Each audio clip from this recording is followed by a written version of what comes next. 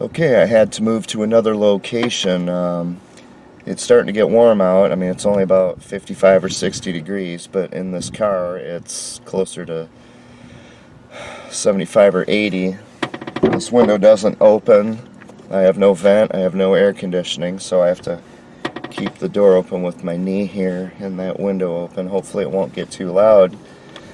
Number 19 is Employee of the Month from 2004. There's two films from that general era with that name. Look for the one with Matt Dillon and Christina Applegate. It's quite a film, I must say. The theme of this one that is relevant is that things are not always as they seem. Which again can take us back to just about anything. What is somebody saying when they're running for public office? Does it match what they actually do once they get into office? Or do they not do what they promised? Things are not as they seem. What you see on television, what you see in the mass media, even if it looks like you're seeing exactly what you're seeing, it doesn't necessarily mean that you're seeing what you're seeing. And it could be that you're not seeing what you need to see. Employee of the Month. I'm not going to give it away because it would just be one spoiler after another. Very funny, dark comedy. Number 20 is Grizzly Man, a documentary film from 2005, directed by Werner Herzog. Grizzly Man is relevant. It's the story of one of these loony liberals who decides that he's not going to go out and hug trees. He's going to go out and hug grizzly bears because they're misunderstood, you see. Grizzly bears. They're not bad, they're not dangerous, they're just misunderstood. And of course, as one rational person might expect, he gets ripped to shreds and eaten alive by a grizzly bear. I think you can kind of see what the theme of that one is. It doesn't matter what your intentions are. It doesn't matter what kind of kooky ideas you've got spinning through your head. If someone told a boy that they're a girl, or a girl that they're a boy, or that 2 + 2 = 5, or that we should defund the police, it doesn't matter how much you believe it. Reality will always, sorry to use this word, folks, but reality will always trump your illusions. If you watch Grizzly Man, you're going to see someone who apparently was very committed to whatever his cause was. Still don't quite know what it was, but he wasn't perceiving reality correctly. And unfortunately, he paid the ultimate price. But I'm not sure how you could have expected any other outcome. If people are going to lead us towards solving problems that don't even exist, such as man-made climate change, things like that, if they're going to lead us toward that, they can lead us straight into disaster. And it is up to those of us who can perceive reality correctly and who understand legitimate science versus politically and socially and financially motivated junk science. It's up to us to overwhelm these people who are trying to force this lunacy on us.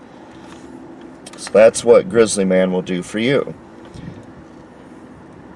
Film number 21 from the year 1940 is His Girl Friday. His Girl Friday with Cary Grant and Rosalind Russell. I believe this was considered to be the first screwball comedy. You know, that real fast-talking, fast-paced kind of comedy. 40, 50 years later with George Clooney and Catherine Zeta-Jones. Intolerable Cruelty is the latest screwball comedy I've seen that did it right. His Girl Friday set the standard for this. Very funny film. Cary Grant is just... He's absolutely magnificent as just a sleazebag newspaper man. Rosalind Russell as his estranged wife or ex-wife, I think. So, aside from the comedy and it just being such a funny film, it's about newspapers. And even back then, this is 1940, this is really at the start of World War II, but before, we really got into it. And like I told you before with Citizen Kane, talking about William Randolph Hearst, which goes back to the Spanish-American War, Ben Franklin might have wanted to do his best to, he's going to have his own biases, but, the early newspaper people might have wanted to inform more than anything. But newspapers by the 1940s had easily gotten to where they were trying to set agendas. They were trying to manipulate people. But the people knew it, unlike today where people can't seem to figure out that CNN just lies to you. And yeah, Fox News lies to you.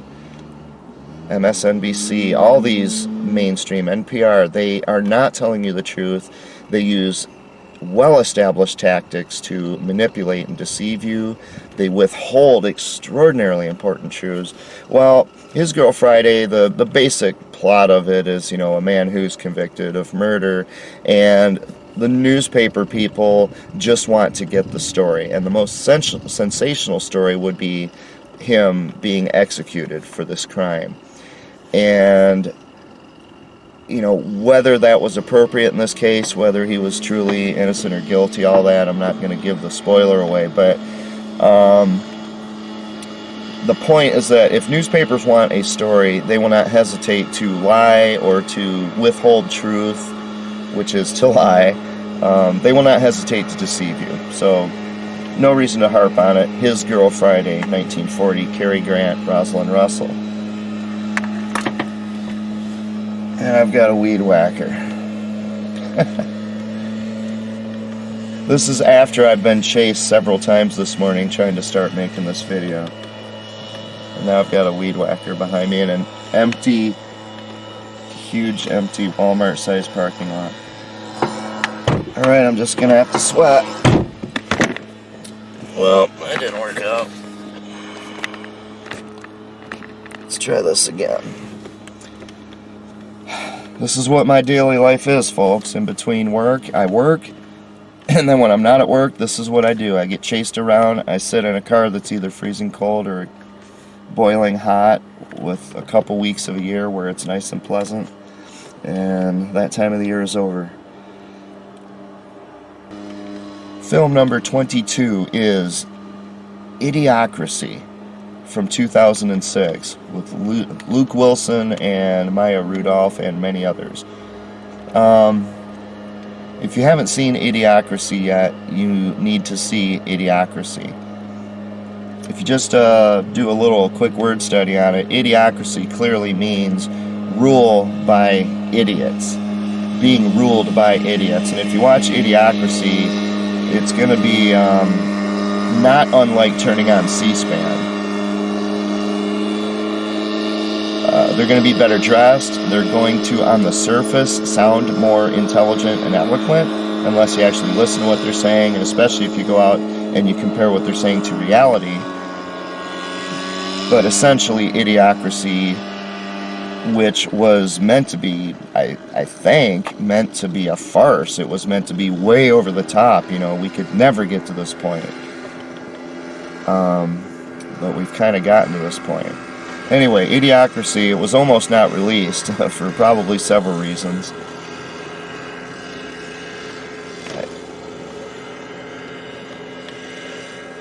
I can't even begin to believe this. A weed whacker in a... Let me show you this parking lot, folks.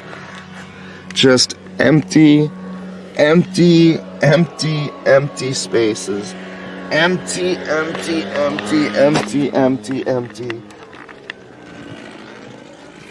And as I start recording, a weed whacker walks up right behind me.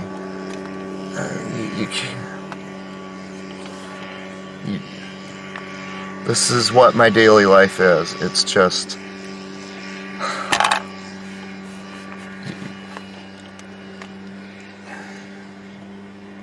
What are the odds?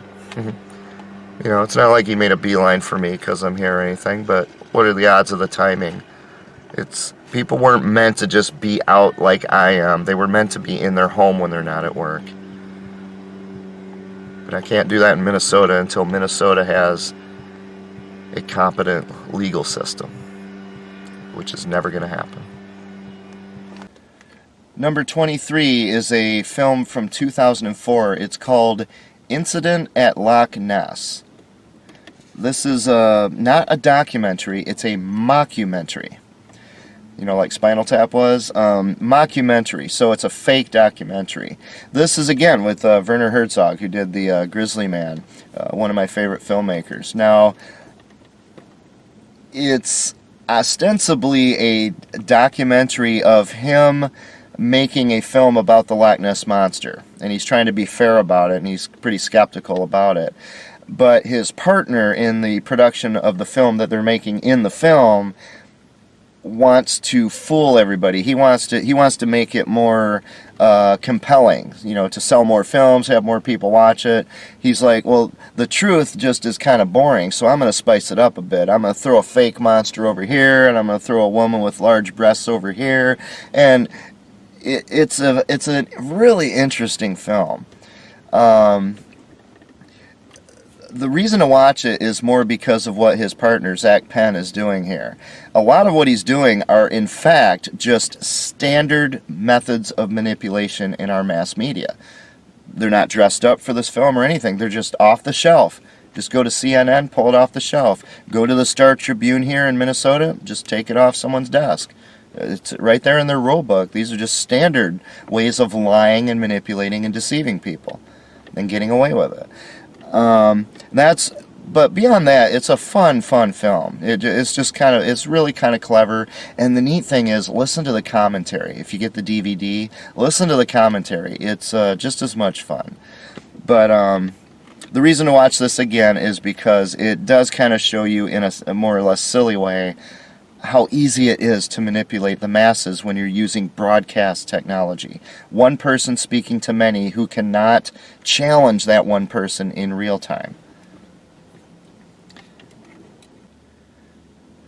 Number 24 is an interesting film from 1999. It's called Instinct, with Anthony Hopkins, you know, and Cuba Gooding Jr. And Instinct is loosely based on a book called Ishmael by Daniel Quinn, or he actually had a series of these, Ishmael.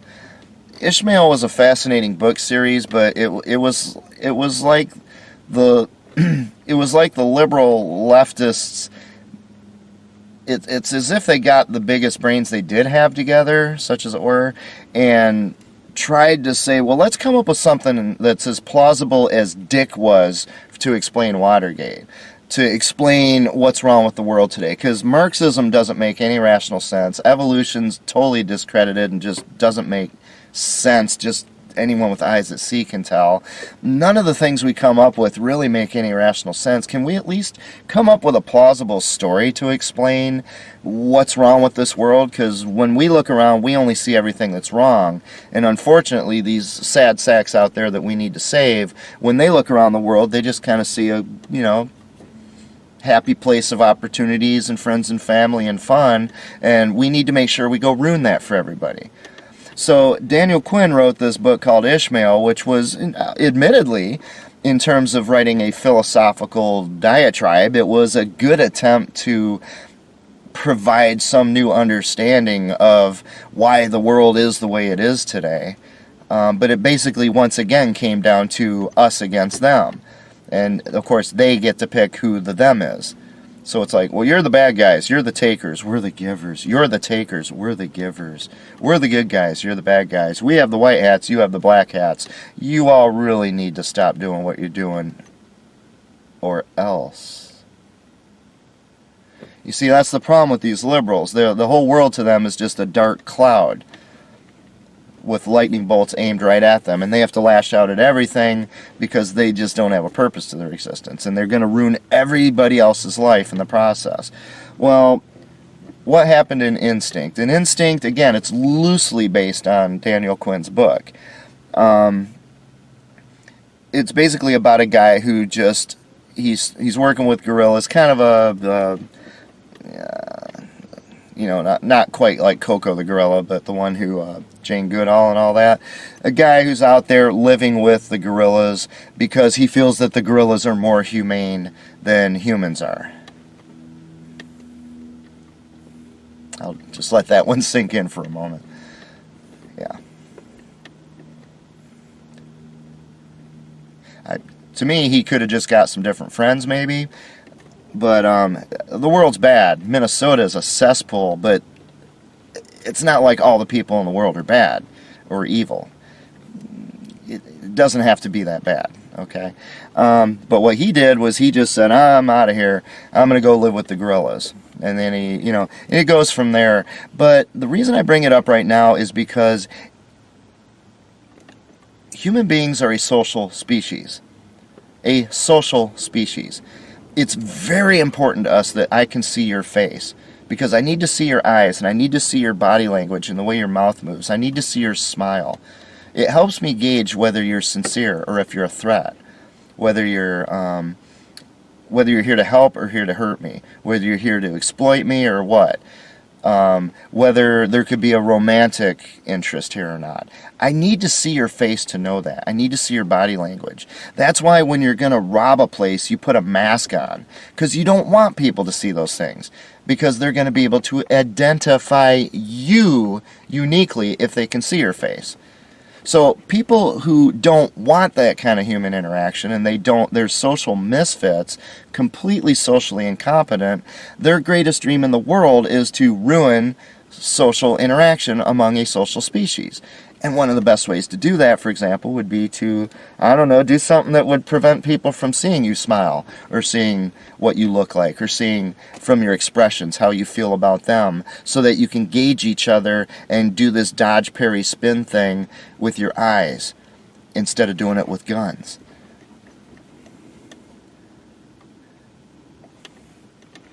This is the way civilized human beings have behaved for thousands of years. What happens when you go for social distancing instead? To protect us, to save us. Well, on our end, we get this kind of idiocy. And it ain't going to turn out good. We're going to see the effects of this in coming years. In the case of this movie, see how good it goes for this guy who's out there living with the gorillas. He might be happy, but he's not really there either. Like I said, maybe getting some better friends would have been another alternative to going out and living with gorillas, so that you're not hanging out with the big bad humans.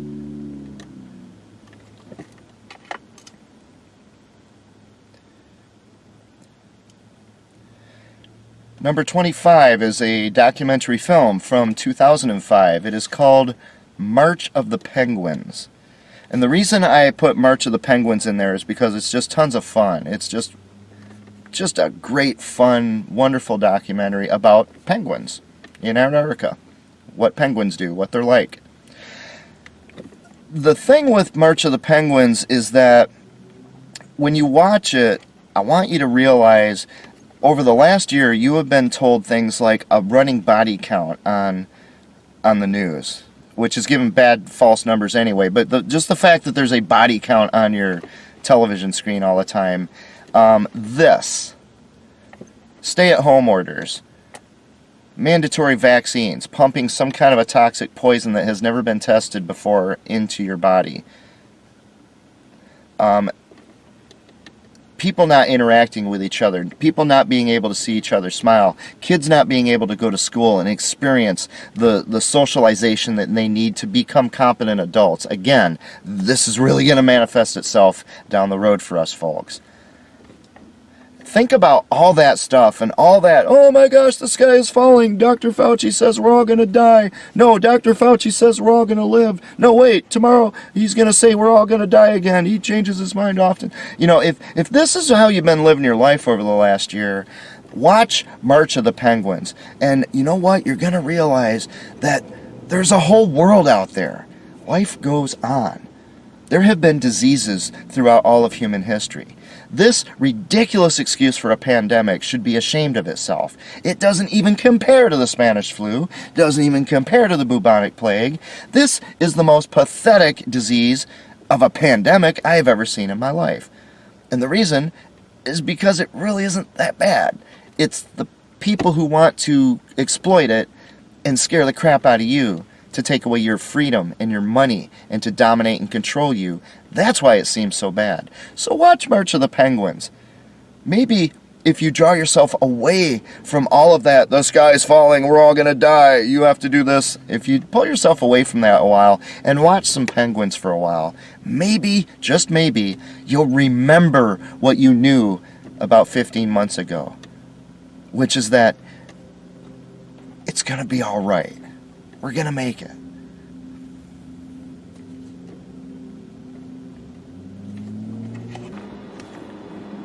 Film number 26 is from 1996. It is called Mars Attacks. Another dark comedy, or it should be dark anyway, from Tim Burton. You know, the guy who did Edward Scissorhands and stuff. Mars Attacks is about Mars attacking Earth. But the underlying theme of the film, clearly, whether Tim Burton has ever stated it or not, I don't know, but it is quite clearly that we are doomed when we're under threat of anything if the species is stupid, if we behave and think stupidly. The humans in Mars Attacks, for the most part, were behaving very, very stupidly. And they were losing big time because of this. The other thing is the Martians would come and they would basically just say, "We come in peace." And you just disintegrate. "We come in peace." "We come in peace." You see a pattern here. You see, if somebody comes up and says, "Oh, I'm here to help you. I'm here to save you. I'm here to save the species from global warming. I'm here to save you from coronavirus." You gotta kind of learn how human beings function. Human beings do not care about other people who, the greater the distance they are from those people. So in other words, you care very much about your spouse and your children, your parents, your siblings. You care a little less about your cousins. You care a little less about your second cousins. Now, with many people within a tribe or a big family, there's a blood bond so that if two people even hate each other, they will still defend each other against an external threat as a family. But as you get bigger, you know, get into your school, where you have a school mascot and pride and, you know, some kind of feeling of camaraderie with your fellow students, and then you get to college and it's a much bigger place, but it might be in another city, and then your state and the country and the world. As you get more distanced from yourself, you, at a practical level, care less and less about the other people. And a lot of it's just practical. It's impossible to care about 8 billion people. Can't be done. You can't conceive of that many people in your mind. But when people come out and they say that they do care about those people, you gotta look at them with suspicion. And that's not being cynical. It's just, you have to understand how our species functions. It's a tribal species. Again, another reason why the United States of America works so well. You had 50 independent states who each did things their own way. Very, very limited federal government that was basically for only two purposes: to represent those 50 states in an international setting with diplomacy and war, and to serve as an arbiter between the states when there was a dispute between the states. But other than that, the federal government was not supposed to have any power over the states. Not over the states. Certainly federal legislation was not supposed to override what's going on in the states. Because if you don't like what's going on in one state, you just move to another state where things are the way you want them. That's why the Civil War was fought. It wasn't about slavery. It was because the federal government had already, by that time, barely a generation or two after the founding, had already started to take over and dominate and control and tell the states what to do. And the southern states said, no, you are the ones who are violating the Constitution. We're going to go away and create a Constitution that we're not even going to have to create. It was basically the same thing that was there originally. It's just we're going to honor it instead of violating it. And of course today, what do we have? A humongous, monstrous federal government. Well, again, the bigger you get and the further you get away from people, the less you can practically care about individuals. The more distant people are from you, the less you care. It's not to say you can't have a concern, a general concern about people generally. And that's why people go out and they do mission work to try to bring people to know Jesus. They want them to have eternal life. That's great. That's why people go out and they do what you might call a medical mission to try to help impoverished parts of the world where they have, bad sewage and food, and drought, and famine, things like that. You do care about people generally, but until they actually get there and they meet the people they're helping, there's no individual who they care about. What they care about is a very broad package, and it originates from within them. What they care about is being the savior. It's a savior complex. And I'm not saying that's right or wrong, I'm just saying you got to be realistic about what people really are. And then you get other people, like a Nancy Pelosi or something, who just do not care if other people live or die. They're just to be exploited and consumed and thrown away. That's what other human beings are for these people. Okay? We come in peace. When people say they're coming to help you, you've got to have at least a healthy dose of suspicion. Doesn't mean they're not there to help you, but you can't take that at face value. You got to think about it, and you have to look at their past performance. And that's why if social services were to come to me now and say, we're here to help, sorry folks, I went out and I investigated that for a long, long time until I was exhausted and frankly just ready to go out and die, because all my resources have been consumed while I was looking to social services who did nothing. So if they're going to come up to me now and say, oh, well, now we're going to help you. If these videos suddenly took off and I'm getting, 1 million views for each video, social services might put out an APB and hunt all over this place to find me and find my car and come up to me going, Paul, please let us help, let us help. That's damage control for the reputation of the state of Minnesota. That's not because they care about me. If they cared about me, they would have been out here helping me when I came to them, or they would have found me by now before I made this video and said what I just said. We come in peace. Mars attacks. Shows you how stupid people are, how gullible they are, how much like sheep to the slaughter they are. And it also shows you how people who want to destroy you or exploit you or enslave you or hurt you in some other way or take advantage of you, what comes out of their mouth doesn't matter if their actions don't follow. Number 27 is Maximum Overdrive. Maximum Overdrive from 1986. This had Emilio Estevez and Pat Hingle in it, and many others. Maximum Overdrive. Most people would probably say this is not a very good film. I disagree. I like watching it. I've watched it several times. It was the first time, maybe the only time, that Stephen King actually directed a film. So Stephen King made the film. He wrote the story, but he also directed the film. I like it. I mean, it's an 80s movie, so it's a little cheesy. Well, it's a lot cheesy. Special effects are not Star Wars, but, it is what it is. But it's basically about it, and there was a story back in the 1950s when all those science fiction magazines came out and the science fiction radio dramas came out. There was a story, and I'm sorry I don't remember the name of it, but it was about the machines taking over, which is a theme we see quite often these days. But this is back in the 50s. So, and by machines, I mean this guy in an office, like the typewriter's taking over. Typewriter starts typing out instructions, do what we say or you're dead, kind of thing. Well, Maximum Overdrive is kind of like that. It's where the bigger machines begin to take over. So you have vehicles like the car I'm in start driving themselves, and they basically, after slaughtering people all over the place, they trap a whole bunch of people into this convenience store, gas station, diner kind of thing. And the story is mainly about them. The key point here is tied to the soundtrack. If you remember AC/DC's song, Who Made Who? which I can't sing anymore because my voice is destroyed sitting in this car. I used to be able to sing it at pitch. You know, who made who? Who made who? I used to be able to sing that.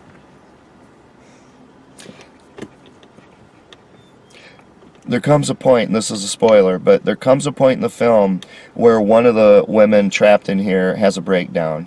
And she runs out there, there's all these big semi-trucks, there's even a little army cart with a machine gun pointed at the door.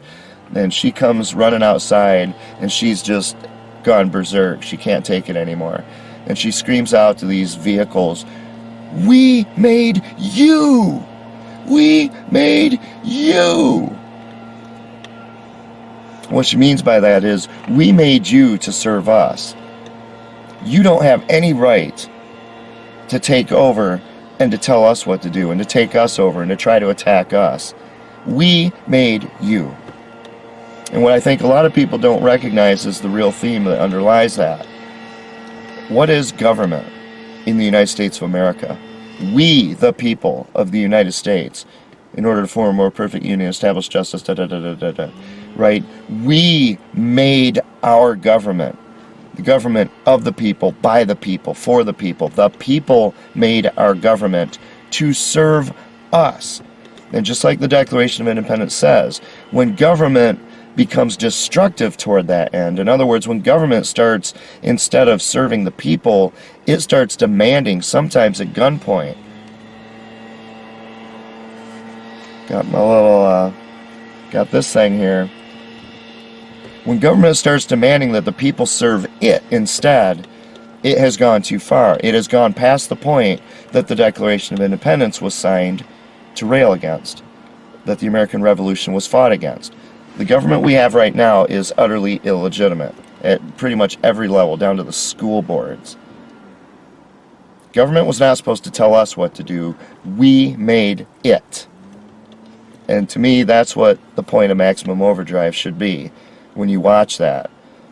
The reason that movie seems so weird, it doesn't make any sense. A bunch of trucks and army vehicles and any kind of machine with a power source, you know, a chainsaw or something, are all coming to life, and they're attacking humans and corralling humans like animals. You know, typing out Morse code telling the humans what they're going to do, or else. And you watch that, and a lot of people think, well, that's a stupid film because of that reason. But they're not thinking it through.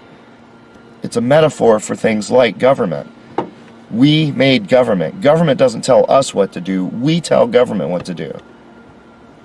And if the people in government don't like it, they can move. They're perfectly free to move to communist China or something and see how it goes for them. But you don't create communist China over here, because this isn't communist China. Those people are the bad people. They are the wrong ones. The ones who are forcing you to do something like this. Forcing you to do anything. Prohibiting you from doing anything that isn't just flat out life-threatening at that time. Number 28 is from 1998. It is called Meet Joe Black. It has Brad Pitt and Anthony Hopkins. You know, and it has, oh wow, what is her name? She is so beautiful, my goodness. Did I put her name in here?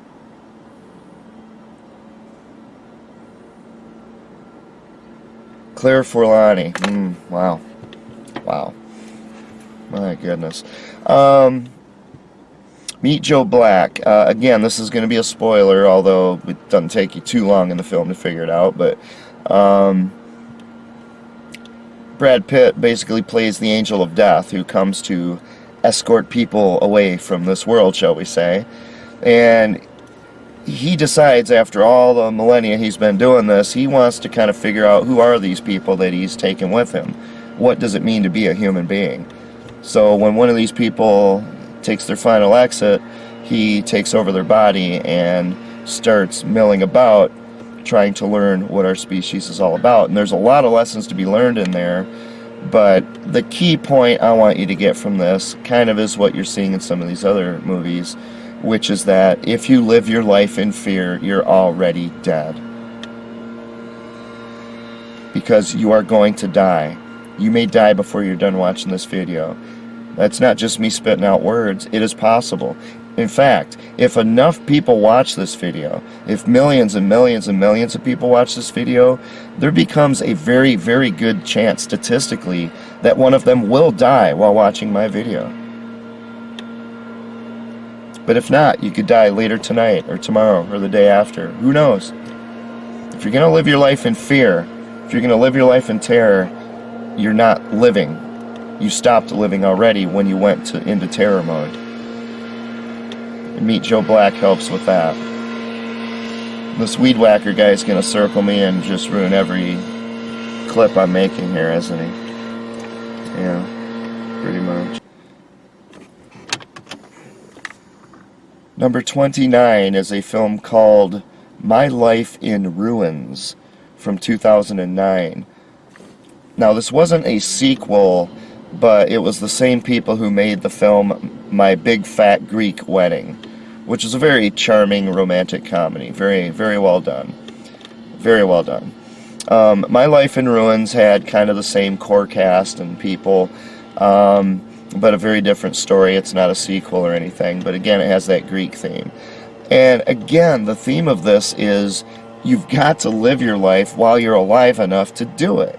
Because once it's over, and you ain't doing it then. You've got to do it while you can. And it's a charming, fun, really fun, I guess you'd call it a romantic comedy in the end, but you know, it's kind of a buddy film. There's a lot of different things going on with it. It's just a really fun film. So it's called My Life in Ruins. If you haven't seen it, check it out and have some fun at the very least. But learn the lesson in there of the main character that she learned. You've got to step out and take some risks.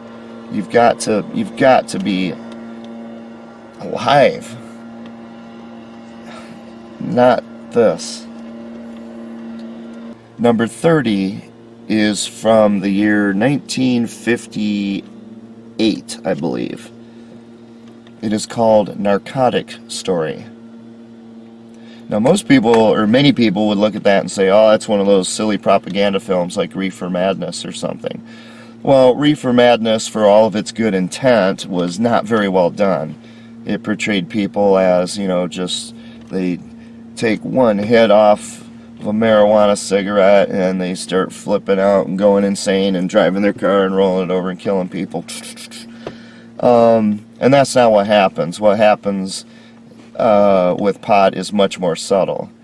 It's very dangerous. It's very bad for people. Very, very bad, but it's much more subtle, and that's why people don't notice what it does to them until it's too late, while many of them never notice it. Narcotic Story is talking more about the progression into hard drugs. This is 1958, folks, and they were talking about heroin. Now, there might be a little bit of that propaganda aspect in there, but not so much. This actually is a very, very good film that's just as relevant today, especially when it shows you how these dealers and these sleazebag drug dealers and drug users try to bring other people in. They find a mark and they say, I can bring this person in. And how they groom them to get them accustomed to, you know, being around people who use drugs, and then being around people while they're using drugs, and then helping the person use drugs, and then finally trying the drugs themselves. And once you got them, especially with something like meth or heroin, there's a very good chance that one try, 2, 3, doesn't take long before that's the end of their existence. That's everything to them. And at that point, you can do whatever you want. You can make them your sex slave, you can go out and pimp them out, you can do anything you want, particularly with the females. This is 1958. They're talking about those girls running around wearing, you know, skirts and Leave It to Beaver kind of families. It was happening back then as well. Drugs have been one of the most brutal attackers against the United States of America for well over a century. These kinds of drugs they're an existential threat to America. And I just think Narcotic Story does a wonderful job of showing you how it does that, but it also, the fact that it was from 1958, again, That's almost 1960. So, I mean, that's a long, long time ago.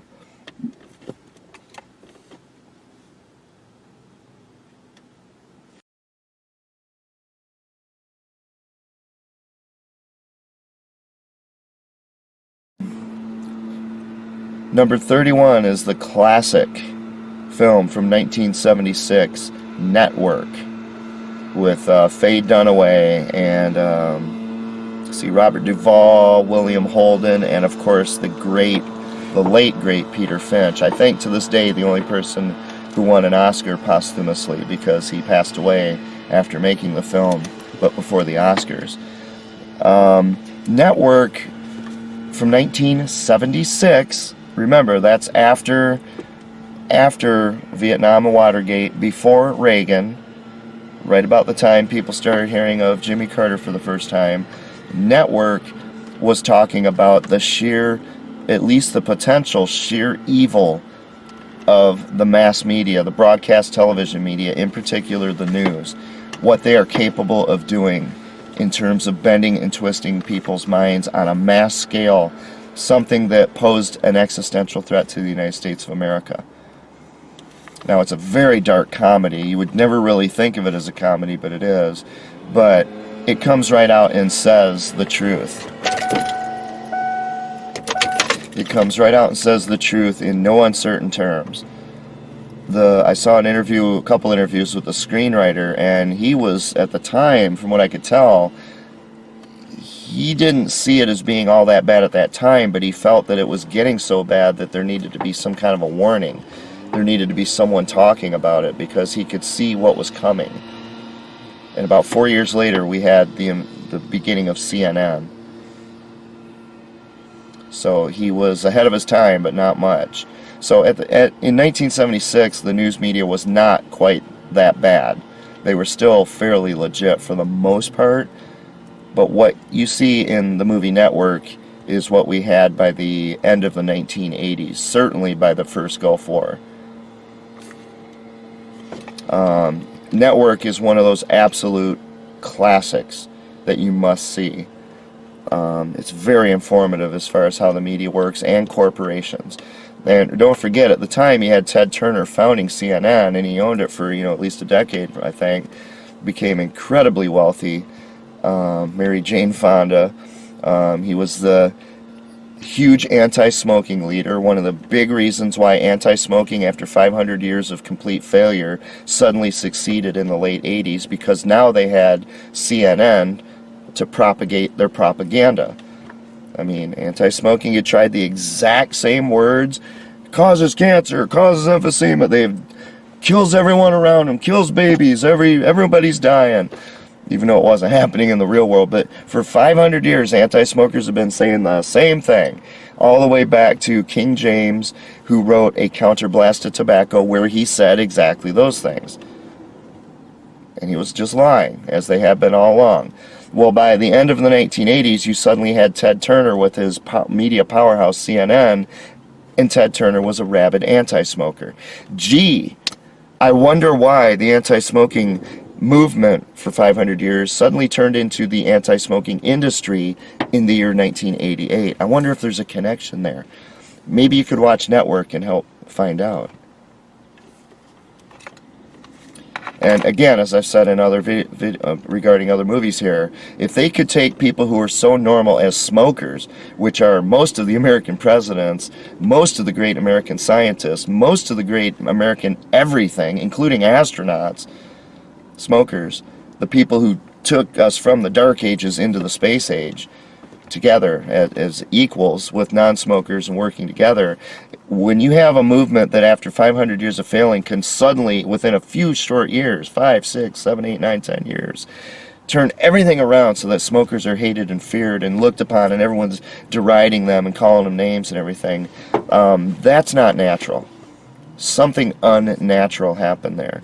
And that's just one example, though, because once that was accomplished, how much harder is it to take the playbook that was written to make that happen and to make people walk around saying, "You're not wearing a mask, you're a murderer, you're killing everybody," when the fact is they're not killing a single soul in the universe. They're just not wearing a mask.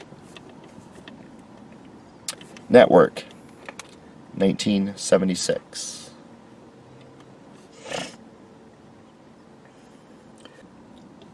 Number 32 is from the year 1987.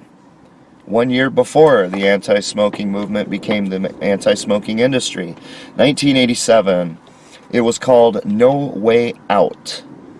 This had Gene Hackman. It had a great cast all around, but Gene Hackman and I believe it was Kevin Costner's breakout role, where he kind of became famous, and from that he could go out and do things like Robin Hood and, well, Waterworld, unfortunately. And, but this is where Kevin Costner's name got on the map.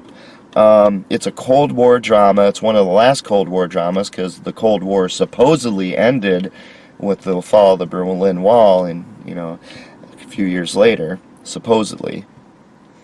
No Way Out is a political thriller, Cold War thriller, but again, the theme in there, I don't want to give it away, but the theme, there's a couple themes that we've already looked at.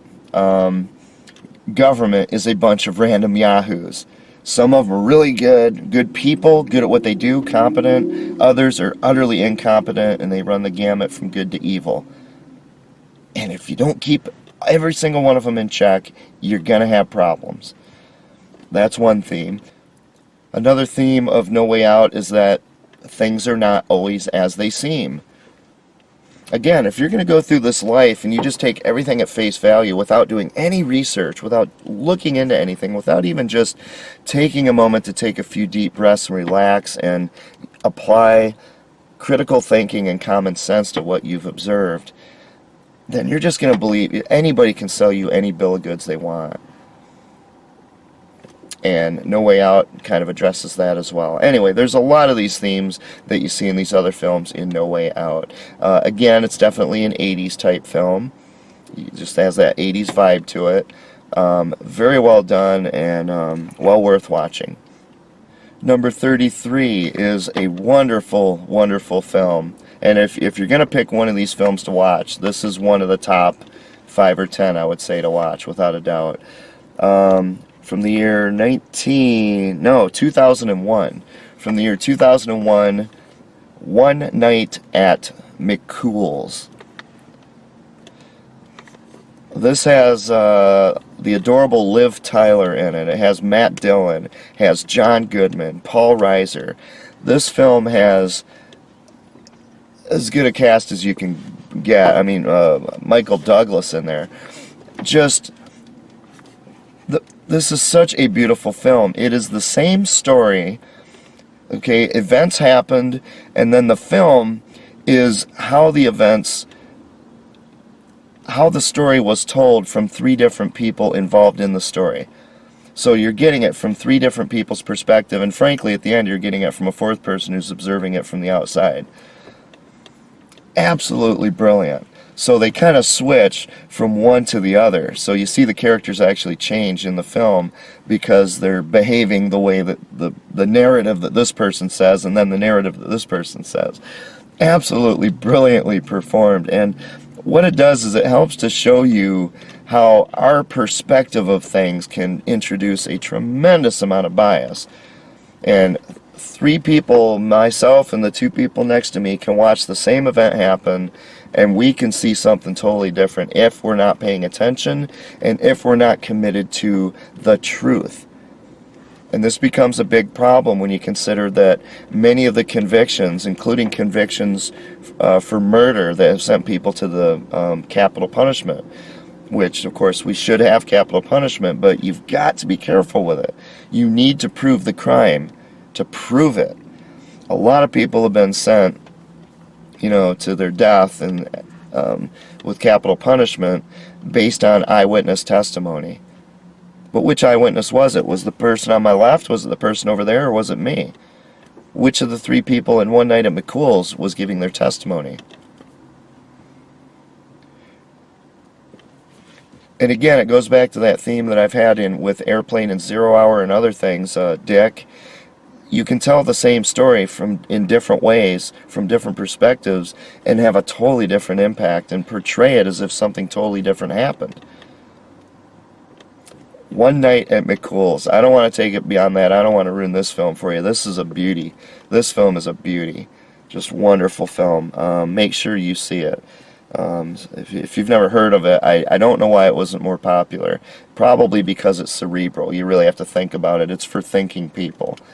But, yeah, One Night at McCool's. Check it out.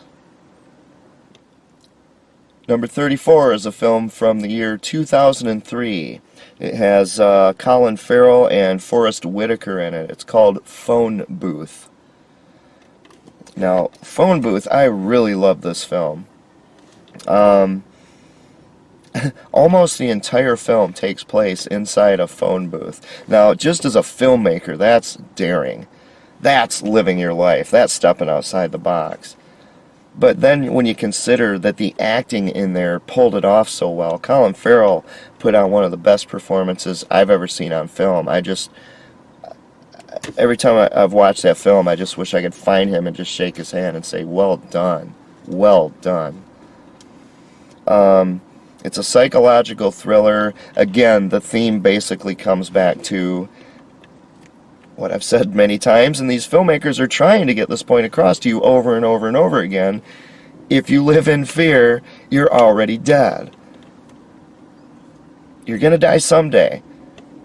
And if you want to go on living another 40 years, but your life is absolutely meaningless and you're just a burden to humanity because you're not so investigating the truth of certain matters, for example, if that's what you want to do, that's pretty selfish.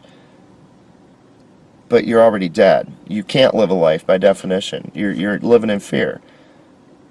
Now, I'm not saying you should go out and be reckless and that you should try, only the good die young, that kind of thing. You could still go on and live a good 40, 50 years, and the fact is, you probably will. Because things are not as scary as you think they are. They really aren't. Unless we get things like, a totalitarian government taking over the United States of America. Because whenever that's happened with this particular group of individuals throughout history of the 20th century, they murder tens of millions of their own people every single time. And every single time, the people in that country, when this begins, say, well, this could never happen here. It could never happen here. Phone Booth. It's just a great psychological thriller. The acting is second to none. Very courageous of the filmmaker, but watch it and just think about that theme and think about how many of these films are trying to make this point. There's a reason for that. If you live in fear, you're already dead. Game over. Number 35 is a film called Primal Fear from 1997. This film has Richard Gere, and it was Edward Norton's first film, or at least his first film where people knew who he was. And wow, shouldn't they have absolutely magnificent acting by both of these people. Laura Linney was in there as well, also very well done. But Edward Norton was extraordinary. No wonder he took off after this. The theme here, again, comes back to things are not always as they seem, but it takes it a little bit further to show you that anybody can be deceived. In the Bible,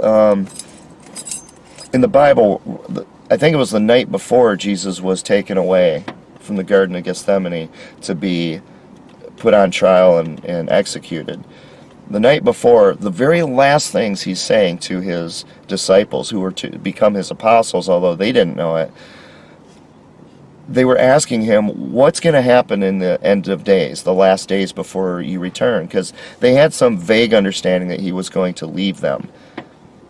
But they didn't understand quite how that was going to work, and that he was going to come back at some point and he was going to establish his kingdom as the lion.